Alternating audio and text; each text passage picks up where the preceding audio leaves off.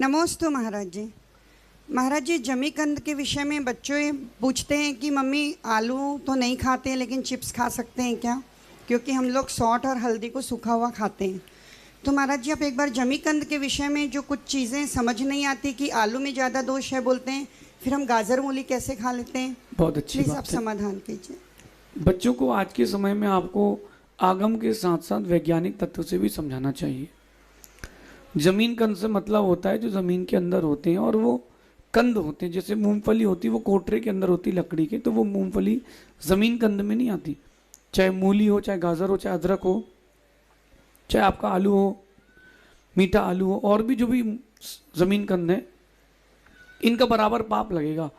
अगर कोई आलू नहीं खाता है, वो अदरक का एक दाना भी चाय में डाल के पीता है, तो उसको वही पाप लगेगा जो आलू खाने में लगेगा।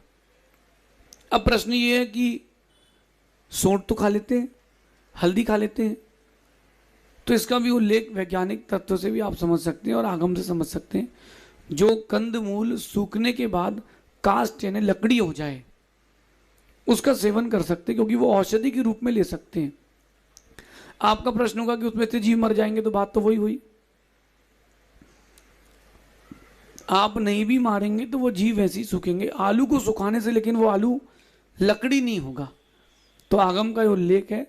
और रही बात जीवों की हिंसा की, तो आप उसको माइक्रोस्कोप में देख सकते हैं कितने जीव होते हैं। आलू, अदरक ले लेता हूँ मैं, आलू तो बहुत बार बोल चुका हूँ। अदरक को में एक सुई लगाएंगे, और जितनी उस सुई की नोक में अदरक का दाना आएगा, अदरक से मेरा मतलब जमीन कंद सभी, चाहे आलू हो, चाहे मूली हो, चाहे गाजर हो, उसमें माइक्रोस्कोप में आप देखिए कि जीव होंगे।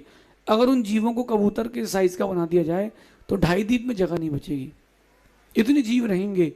तो जो आलू खा रहे हैं या आलू का त्याग कर दिया है और अदरक खा रहे हैं, उनको बराबर पाप लगेगा। बल्कि अदरक में अगर ज़्यादा अभिलाषा है, अदरक नहीं छोड़ पा रहे, सब कुछ छोड़ चुके, हो सकता है कि और ज़्यादा पाप लगे।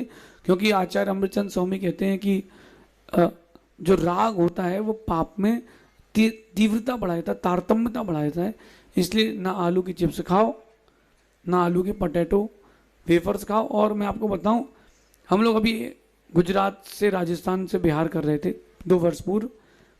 एक बहुत बड़ा इलाका था, वहाँ पर मैंने देखा, वहाँ पर सब आलू की खेती थी। जिसके यहाँ रुके थे उसके यहाँ गजब की खेती थी। वो बोले कि हमारे यहाँ महाराज जी आलू का हमारा टेंडर 10-20 साल का, कितनी रेट बढ़ जाए हमारा कोई फर्क नहीं पड़ता, घट जाए कोई फर्क नहीं पड़ता।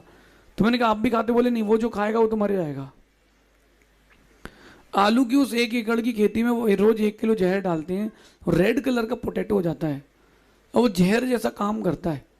अब आप बताओ बच्चों को आप क्या खिला रहे हो, क्या नहीं खिला रहे हो, एक बार विचार करना चाहिए। अगर वो हेल्दी होता तो वो भी अपने बच्चों को खिलाए जो बना रहे हैं। तो ये टेस्टी है, हेल्दी नहीं है, ऐसा समझिए। अगली जिज्ञासा के लिए